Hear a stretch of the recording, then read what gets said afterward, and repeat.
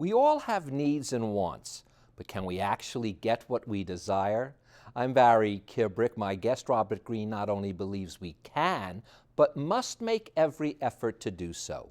The author of one of the most important books and bestsellers of the modern era, The 48 Laws of Power, now turns his attention to a more suitable way for us to achieve power in the modern era.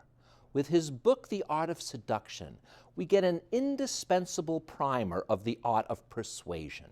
And the book is so rich with information. This will be a two-part episode. In the first, we'll examine the seductive character, and in our second episode, we'll explore the seductive process and how you can obtain it.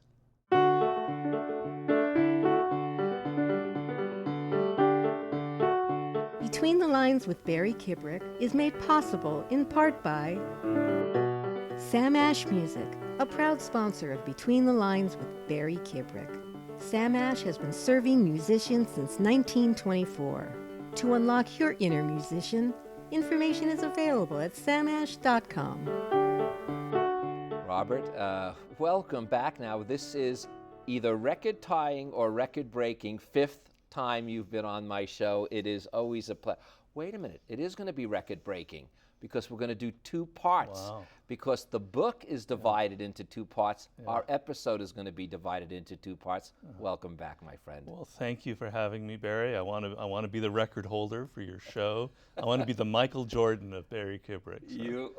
You're already beyond that. Right. So as I said, the book is broken down into two phases, this art of seduction. Yeah. The first one is the seductive character. How do you, and by the way, it's meant so that you can figure out which, or oftentimes the traits are a little blended, so you may be a blending of certain traits, but you can find out which character you could strive to if you want to, and you should want to, the way we will discuss being a seducer. Mm-hmm. And the other part is actually the process that one needs to go through to be successful at it. So that's what we're going to do in episode 2. The first part, we're going to give a little overview of what seduction is, and some of the character traits. We'll never get through all of the types, but we'll get through some of them in that regard. Mm-hmm. And basically, I almost looked at this as, I don't want to say a corollary, I couldn't even describe it, but something as an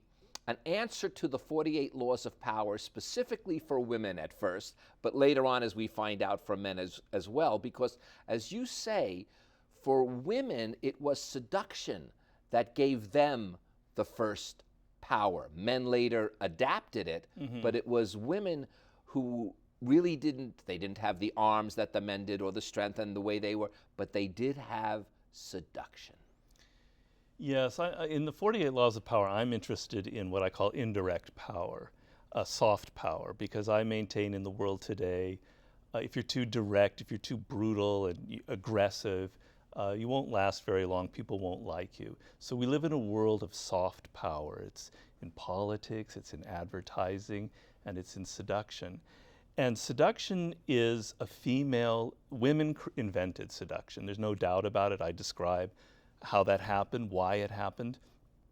And when you read a lot of history, as I do, there's not a lot of, women disappear in history a lot. There are only a few queens and empresses and courtesans, but their influence on history is incredibly profound, and seduction has had a profound impact on us. The whole idea of enchantment, of enchanting another person, of putting them under your spell, of making them fall in love, whether as just the end of it being love or a form of power, is something that women created and have had a huge impact. And I want to trace that impact to even politics today, where I feel like politicians are seducing the public. So this is a different kind of power, but it's related to what I talk about in the 48 Laws. Well, you also say it is a lasting and more effective form of power. And when you came into the green room and I said, in a weird way, it's more villainous to a certain extent, because you really are penetrating another person's spirit. In fact, that's one of the parts you do. Villainous may not be the right word to use, but it's got that much kind of power. I tell people, when you go see a movie or you read a book, let's say a movie, and you feel like the movie is casting a spell on you. It's drawing you into the story, and it's having an emotional impact on you. And by the end of the movie, you're moved, or you're crying, or you're laughing, or whatever it is.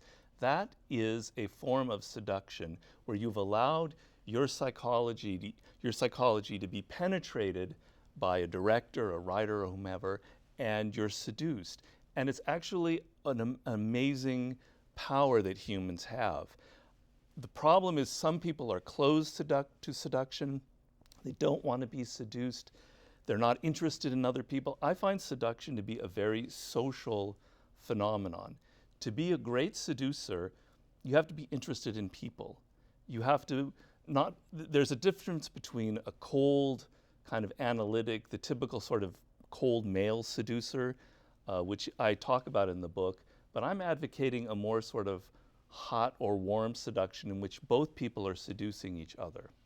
Well, the other thing is that when men got involved in this form of power, they added something you said called seductive language. Yeah. And that was an important element that was, I don't want to say it was missing, but they emphasized on it because it was the words that they could use if they weren't going to use brute strength or brutality or anything like that. So words became an important part, especially for the male seducer.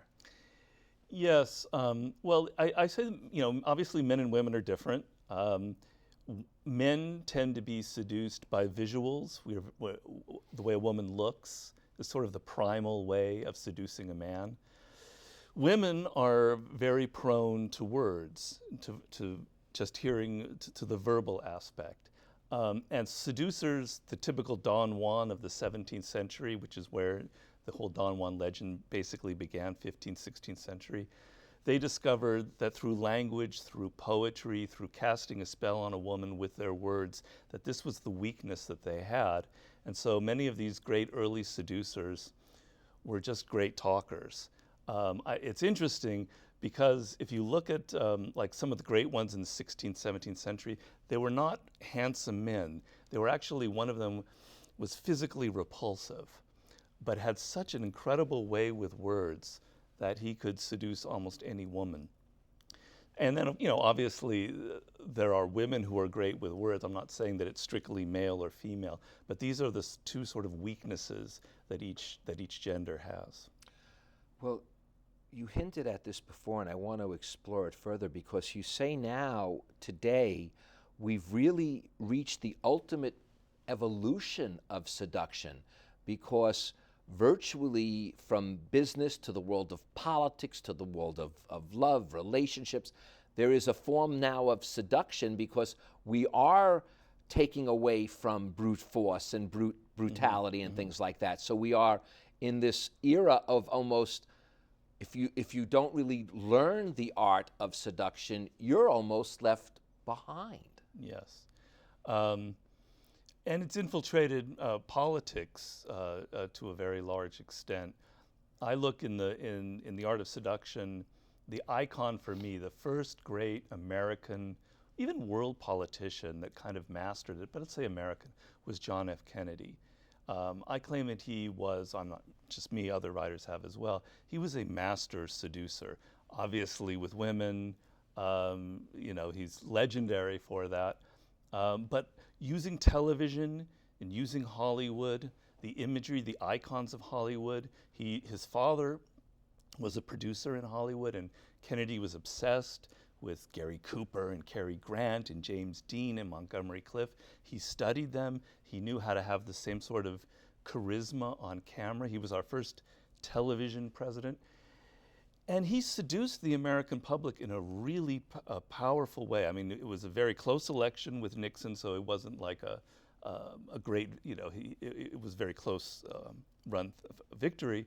But it was very powerful in that he set the bar that now a politician has to have a television presence, has to be seductive, and has to find a way to bring people together through language, through imagery. Kennedy was sort of the master. And so I want to take you away from thinking of seduction as just the sort of thing that men do on women or women do on men.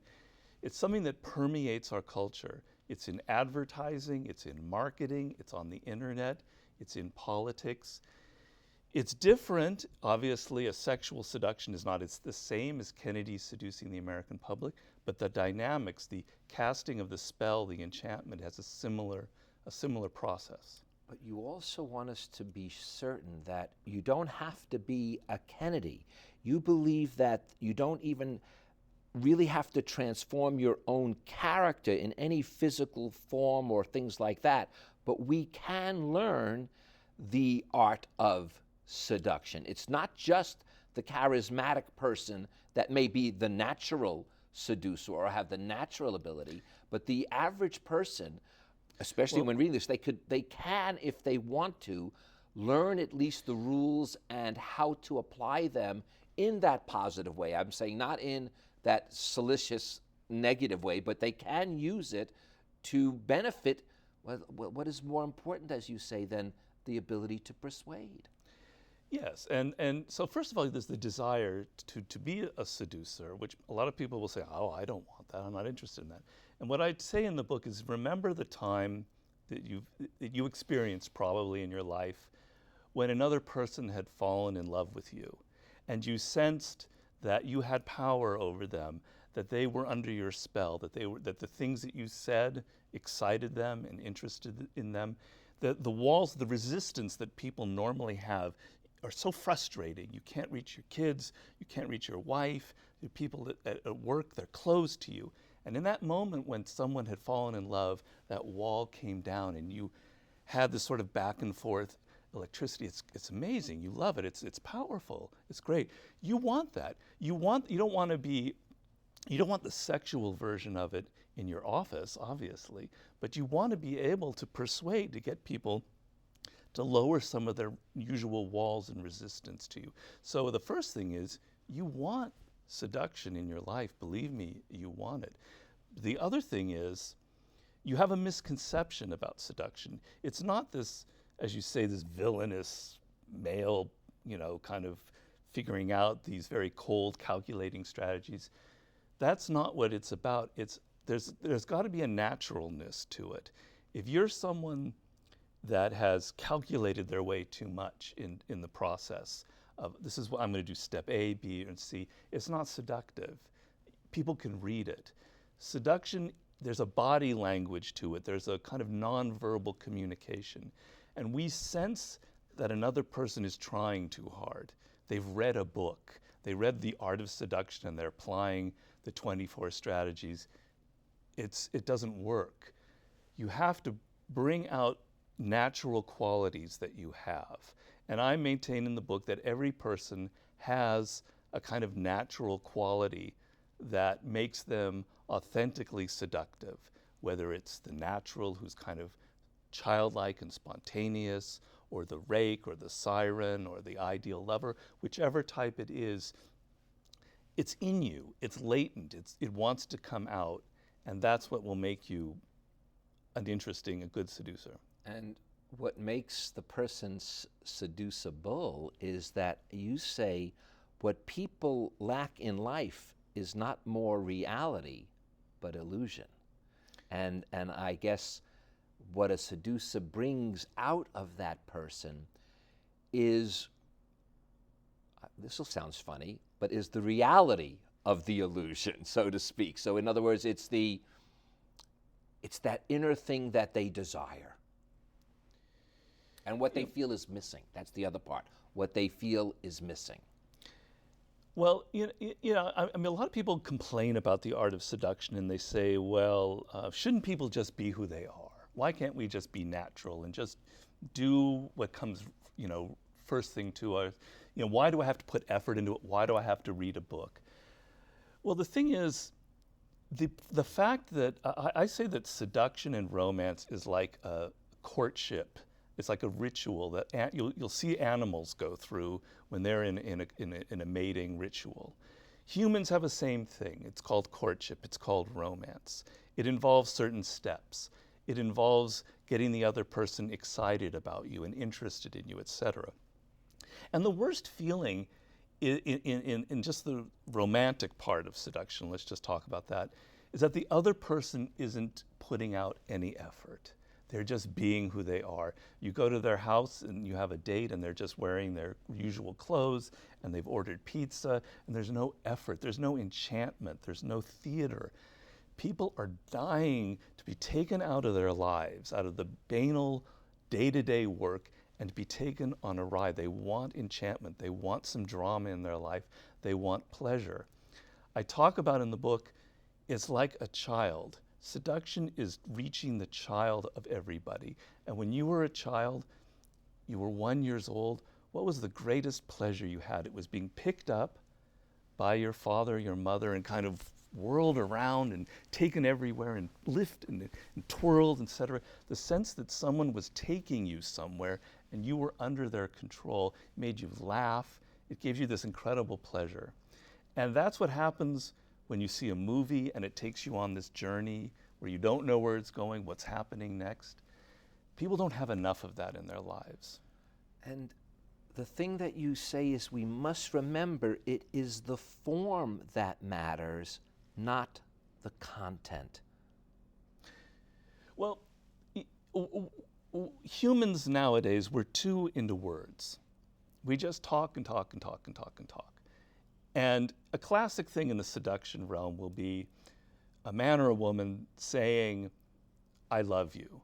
Like, when will they say, I love you, is a big deal. And all I try and tell in the book is that's not the language of love. That's not the language of seduction.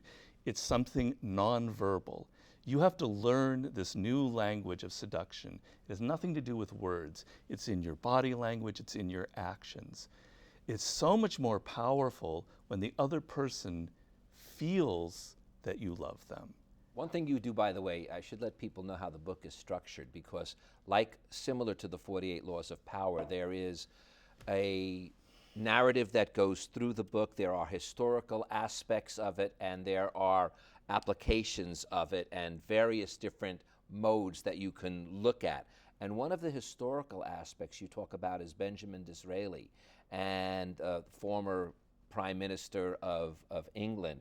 And he gives us a clue of, I think, what is a key, another key, and it is talk to a man about himself and he will listen for hours. Yeah.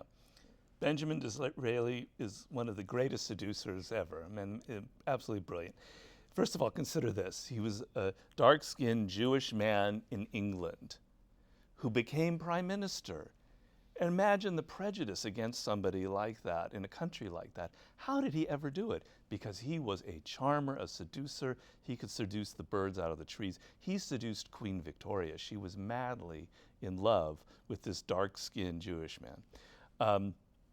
And the whole art of it was, for Disraeli, was to make the other person feel like they were special, they were brilliant. There's a quote I have in the book, I'm not going to get it exactly right, but there's this woman who said, after sitting next to Gladstone at dinner, Gladstone was the great rival of Disraeli. After sitting next to Gladstone at dinner, I thought he was the most brilliant man in England. After sitting next to Disraeli at dinner, I thought I was the most brilliant woman in England. Gladstone irritated people because he was so argumentative, so superior. Disraeli charmed everyone because he made you feel like you were special, you were brilliant. And he gave you the sense that you were the star of the show. Here he took Queen Victoria, the most prudish, uptight woman you can imagine, and he had her completely under his thumb. She wrote a book which nobody read because she wasn't a writer. But she had vanity, she has ego, everybody has ego. And so now Disraeli would refer to her, he would say, you know, we authors, when we write, and he was a great writer, but he made her think that she was a writer like he was. I mean, the guy is one of the great seducers of all time. Well, because again, what you get a sense and what you mentioned in the book is he's appealing to your emotions rather than necessarily your reason. Yeah. That's another key to this, is to appeal to that emotion not so much the mental aspect. Yes. So getting back to the nonverbal aspect of seduction, there's words that you can use to reason with people, and there's a place for that, and it's important. And there are words that you use to cast a spell. So when we read poetry, when we read Shakespeare, we're not looking for rationality, for logic. We're looking for that spell, for that feeling, for that emotion. One of the greatest male seducers that ever lived was Errol Flynn, the actor. The power that Errol Flynn had, I had to study it and figure out what was the secret to his success. It wasn't really anything he did. He was completely undefensive. There wasn't a defensive bone in his body. He was open, non-judgmental, and women would say that when you would get into a room with him, you were afraid of this guy. 10 minutes with him in the room and you lost all of your inhibitions. They said it was like drinking 4 martinis just to be there. They hadn't drunk a thing. It's because he was so relaxed that he would pass that mood to you. Human beings are not just logical animals. We're physical. We have bodies. And our emotions, our physicality responds to the physicality of the other person. So you, Barry, being very relaxed and open makes me feel relaxed. If you're all defensive and worried, makes me defensive and worried. These are the sort of the grammar of seduction that you have to learn. And there's one little deeper element, though, and that is that, I'm going to use your words, seduction is a form of persuasion that seeks to bypass even the consciousness. We talked about the emotional, but you could be conscious of the emotional. And really, when it stirs the unconscious mind, now you've really seduced. Yes. Well, that's the whole art in a nutshell. People consciously won't admit to wanting to be seduced, but everybody secretly wants to. So the key is everyone's different. What would seduce one person, what they unconsciously need or want or are missing in life is not the same as another person. I just remembered this anecdote. It's not in my book because it's happened to me. But when I was young, 21, I lived in Paris. I was working at a hotel. And this is sort of when I started getting interested in seduction, because I met a man who worked at this hotel. He didn't work there. He just frequented it, because this is a hotel where all the models stayed in Paris. He was this Brazilian man. He was the greatest seducer I've personally ever met. He was good looking, but he had the art down. And he was seducing everyone, and I was just amazed. I couldn't believe what was the secret to this guy, his success. And one time I was with him, I was walking down the street, and he was with his latest conquest. And this other woman came up to him, all angry and bitter and crying. It was somebody that he had seduced and abandoned. And I go, uh-oh, we're going to see a fight. It's going to get ugly. I took the other woman aside. Let's get away. 30 seconds later, she was completely melted and was back under his charm, and he was like signaling to us to leave. It was because he was like that Errol Flynn thing. He had nothing defensive about him. He was sort of like, yes, I understand. And he, through his physicality, through the fact that he didn't get angry, that he didn't get defensive, he didn't start defending himself. He didn't say, well, let me explain.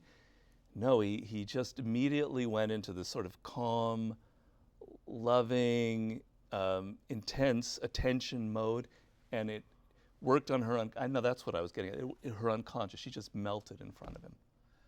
Robert, you seduced us all today, and then when you come back Has it already been? It is. Wow. When we come back for episode 2, Yeah. we're going to teach them how they all can be Okay. seducers as well. Thank you, my friend, Oh, so you're very much. welcome. Thank you, Barry. And thank you for joining us.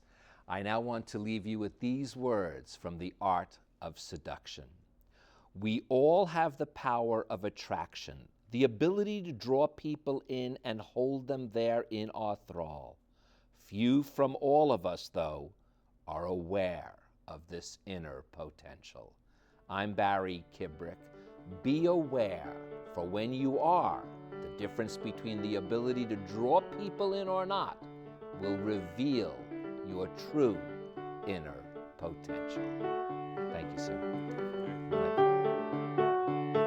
To connect with Barry, like him on Facebook and follow him on Twitter at Barry Kibrick. And to contact Barry directly, view past episodes of Between the Lines, and read his weekly blog, visit us at barrykibrick.com.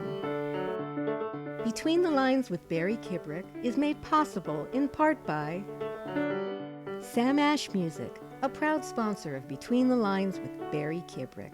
Sam Ash has been serving musicians since 1924.